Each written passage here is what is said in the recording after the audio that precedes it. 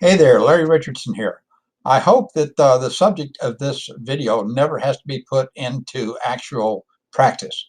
However, I do feel a need to send this video out to all of my friends and everyone who a potential friend here in the United States. If we ever end up in a situation where, like has happened in China, where people are not able to go to their jobs for a couple of months or longer, we still don't know what the end of some of the quarantine and some of the isolation policies are going to be. If that happened here in the United States, there's a possibility that people might lose their homes because without going to work, they won't have any income coming in and they may end up being foreclosed on.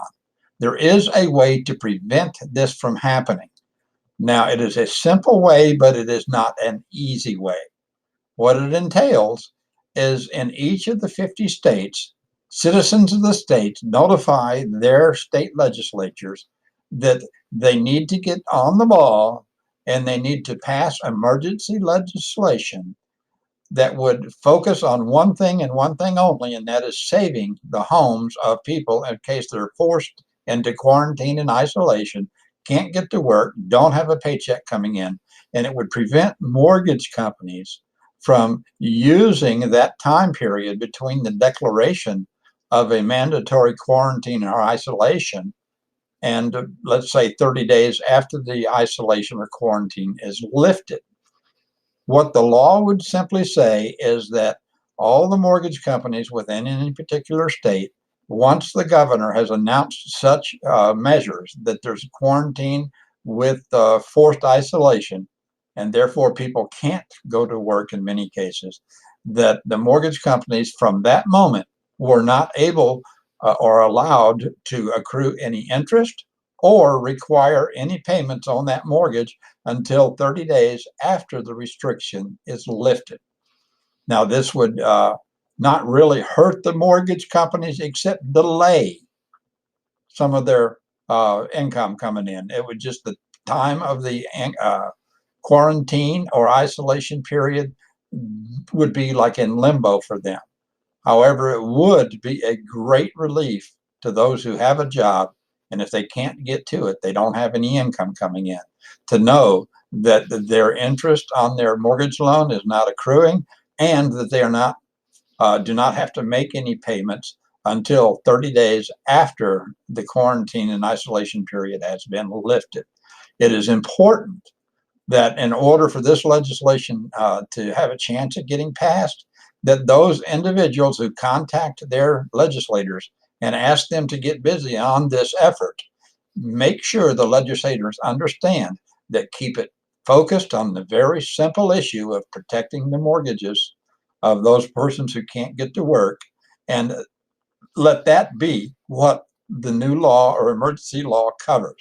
Because the more people try to add in or add on to, oh, the law should also do this, it should also do that, it wouldn't it be a good idea if it did something else? The more this, that's, and something else as you have, the less chance that anything will ever get passed. So here's the simple request I have of each and every one of you that sees this video. Pick up your phone, call your legislator, tell them you would like them to either sponsor or co-sponsor or work on or get it in the process legislation that would do just exactly what I explained.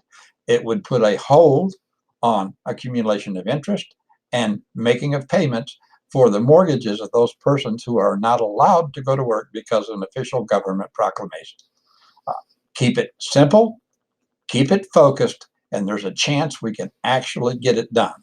Like I said, if you try to pile more good stuff on, it's going to reduce the chances it can get done.